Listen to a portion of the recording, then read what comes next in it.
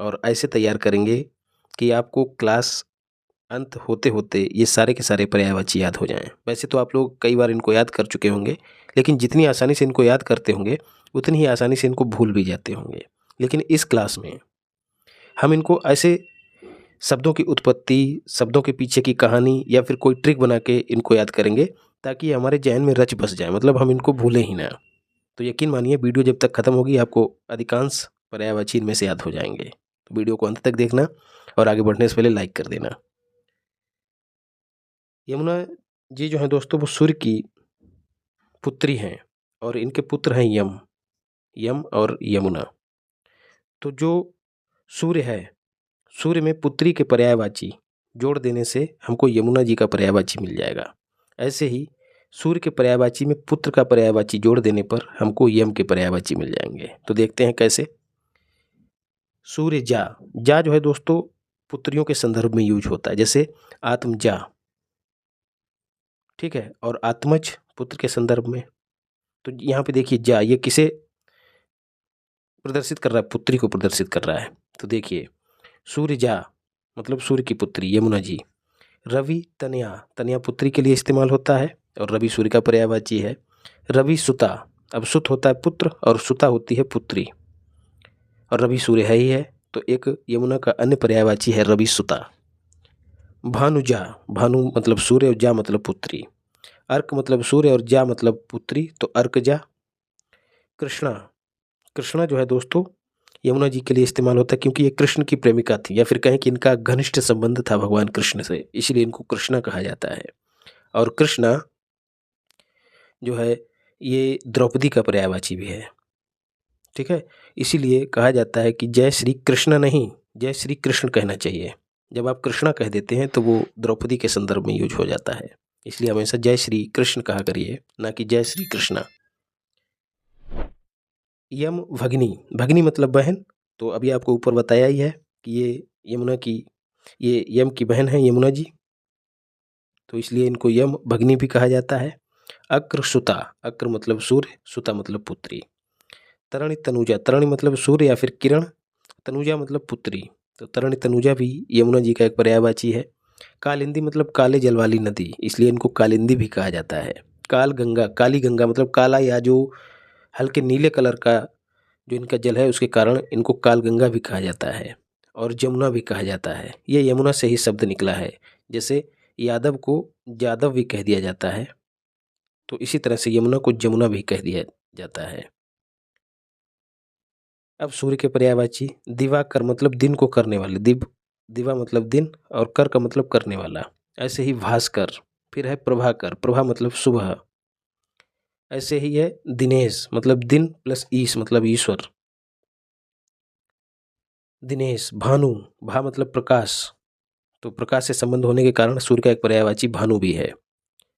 सप्तास्वरथी, सप्त अश्व और रथी, 7 घोड़ों के रथ वाला कौन है, सूर्य भगवान। तो सूर्य भगवान को सप्तास्वरथी भी कहा जाता है। इनके सफ़ेद घोड़े रहते हैं। सप्त श्वेत रथी, इस तरह से जोड़ के याद रखिएगा। अरुण, अंशुमान, अंशु मतलब किरण, मान मतलब धारण करने वाला, तो अंशुमान। रवि, दिनकर मतलब दिन करने वाला। आदित्य, इनकी माता का नाम था अदिति, तो उनके पुत्र होने के कारण इनका एक पर्यायवाची आदित्य भी है। मार्तंड, मृत अंडे से उत्पन्न होने के कारण, मृत प्लस अंड, तो मृत अंडे से उत्पन्न होने के कारण इनको मार्तंड भी कहा जाता है। हमारे शास्त्रों में दिया गया है कि जो अदिति थी इनका एक अंडा था जो मृत था, उसी से इनका जन्म हुआ था, तो इसलिए इनको मार्तंड भी कहा जाता है। पतंग, भगवान सूर्य जी जो हैं दोस्तों वो आकाश में ऊंचाई पर रहते हैं और पतंग की तरह गतिमान रहते हैं, तो उसी संदर्भ में इनका एक पर्यायवाची पतंग भी है। सविता, चंडासु, चंडासु में जो चंड है, चंड शब्द प्रायः प्रचंड या फिर बहुत ही मतलब भयानक संदर्भ में इस्तेमाल किया जाता है, तो चंड और अंशु का मतलब है किरणें, तो इसलिए एक पर्यायवाची इनका चंडासु भी है। कमल बंधु, दोस्तों जब सूर्य उदय होता है तो जो कमल की कलियां हैं वो खिल जाती हैं, तो इसीलिए ये कमल का भाई है। बंधु मतलब भाई, कौन, सूर्य। हंस, आकाश में विचरण करने के कारण, जैसे पतंग विचरण करती है ठीक वैसे ही सूर्य भी विचरण करता है, इसलिए इनका एक पर्यायवाची हंस भी है। तेजो राशि, तेज की राशि, तेज मतलब एक तरह की चमक ही है, इसलिए इनको तेजो राशि भी कहा जाता है। राशि मतलब एक बड़ी खान, एक संपदा। दिन मणि, मणि का मतलब होता है रत्न, तो दिन का जो रत्न है वो कौन है? भगवान सूर्य। अगर ये ना हो तो दिन ही नहीं होगा, इसलिए इनका एक पर्यायवाची है दिन मणि। अर्क, आक, मारीच, माली। मारीच मतलब, मारीच का मतलब होता है किरण, और माली का मतलब होता है माला। तो जो किरणों की माला धारण किए रहता है वो कौन होते हैं? भगवान सूर्य। अंशुमाली, अंशु का मतलब भी किरण होता है, माली मतलब माला, तो किरणों की माला वाला कौन है? भगवान सूर्य। और इनका एक पर्यायवाची मित्र, हमारे वेदों में सूर्य को मित्र भी कहा गया है। तो ये सब सूर्य के पर्यायवाची हो गए हैं। यम की बात करें तो ये भी भगवान सूर्य के पुत्र हैं और यमुना जी के भाई हैं। तो जो भाई का पर्यायवाची है उसे यमुना जी के पर्यायवाची से अगर आप जोड़ देंगे तो आपको यम के पर्यायवाची मिल जाएंगे, और सूर्य के साथ पुत्र के पर्यायवाची जोड़ देंगे तब आपको यम के पर्यायवाची मिल जाएंगे।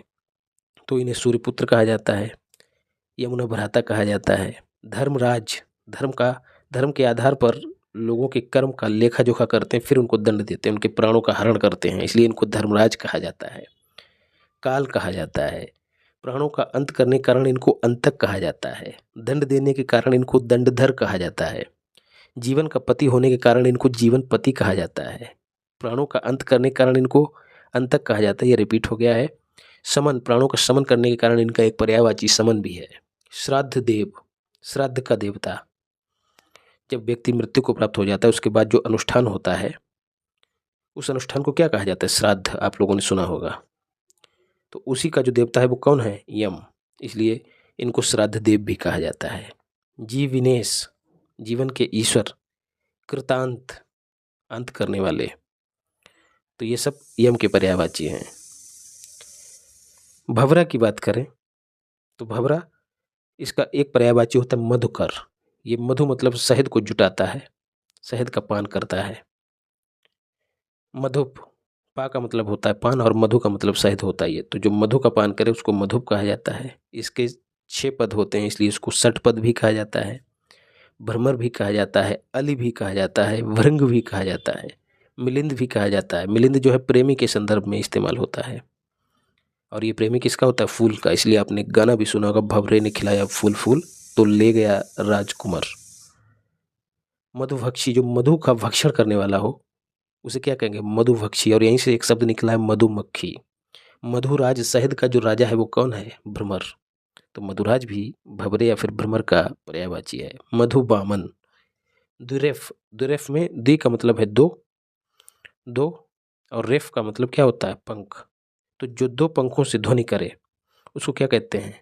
भवरा, मतलब दुरेफ। और सिलीमुख, सिलीमुख में सिली का मतलब होता है बाण, बाण होता है इसका मतलब, और मुख मतलब मुंह। तो जिसका बाण की तरह मुंह नुकीला हो, नुकीला मुंह होगा तभी तो फूल को जाके अच्छे से उसका रसपान करेगा। तो इसीलिए बाण की तरह मुंह होने के कारण इसको सिलीमुख भी कहा जाता है। और सिलीमुख पूरा शब्द जो है बाण के पर्यायवाची के तौर पे भी यूज किया जाता है। तो इस तरह से भवरे के भी पर्यायवाची हमने कंप्लीट कर लिए। वीडियो अच्छी लगी तो लाइक करो, नए हो तो चैनल को सब्सक्राइब करो, और पीडीएफ के लिए इसी नाम से टेलीग्राम चैनल है उसको ज्वाइन कर लेना। और अगर आपका प्रेम और स्नेह मिला तो इसी तरह से एक एक करके सारे पर्यायवाची आपको कंप्लीट करा दूंगा, और एक पूरी प्लेलिस्ट बना दूंगा जिनमें सारे वीडियो आपको मिल जाएंगे। मिलते हैं अगली क्लास में। धन्यवाद। राधे राधे।